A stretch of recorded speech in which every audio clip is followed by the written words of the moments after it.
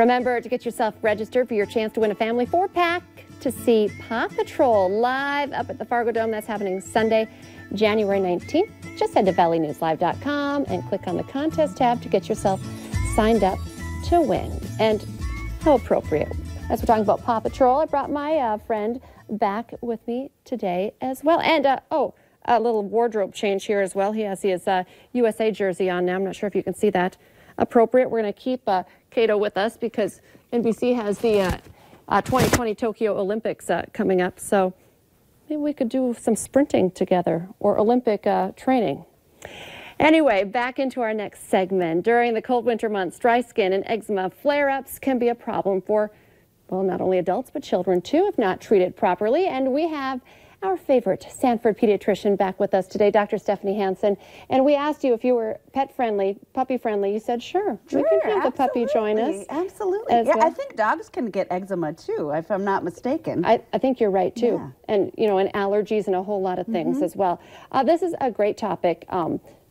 Because it's so cold and we're into January now. Yes. So let's kind of break down the differences when we're talking about our kiddos. I mean, it's hard enough to keep track of our skin as adults, but kids, how do you know when it's more than just dry skin? Yeah, dry skin is really just sort of that flakiness and it might be a little rough to the touch.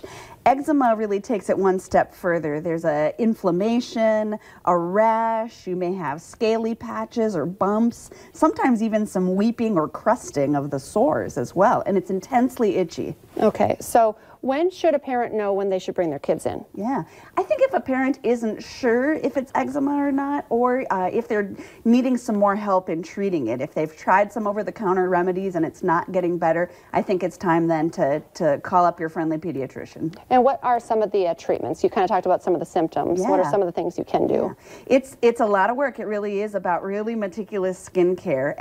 There's a common misperception that avoiding bathing will help to treat dry skin or eczema, but really the opposite is true. I want kids to take a daily bath. You don't need to use soap every time, but just something so you can get some water exposed to the skin. And then the key is right after you get out of the bath, you can use an over-the-counter steroid cream or anti-itch cream to the rashy spots, and then a bland ointment or a thick cream, unscented of course, just apply it to the entire body to really lock that moisture in. And that'll help with the itching, it'll help with the inflammation, and it should make kids feel better.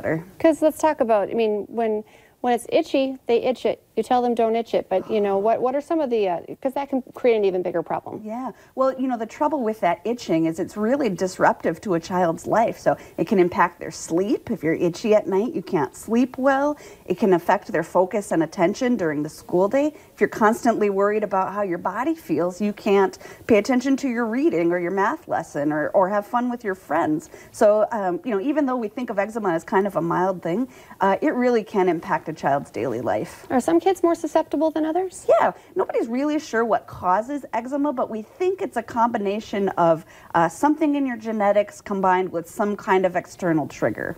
Okay, and let's just go back to, excuse me, dry skin. Yeah. Because all parents and all kids should probably be taking some different measures right around now anyway, right? Wintertime is so harsh on our skin, and it really is a tough thing. But some of those similar things that we talked about with eczema is really making sure that you're exposing the skin to some hydration through bathing, and then really using a thick, non-irritating ointment or a cream to help moisturize that skin. Because kids, you know, we talk about when they're not allowed to go outside for recess anymore, but they have their little rosy cheeks are exposed a lot more than adults, actually. Yeah, absolutely. And that skin is just more sensitive, I think, than many adult skin is. So it does require some proper care. Okay. It's a great conversation to have this time of year. And just like always, go ahead and give your pediatrician a call if you have any concerns. Yes. Because you kind of want to stay on top of it. Yes, absolutely. Dr. Hansen, thank you so much for coming in. And maybe next time we'll have to have a vet, because you're right, you know, dry skin for dogs is an issue too. Yeah. Oh. Look at that. All right, stay with us. We'll be right back here on North Dakota Today.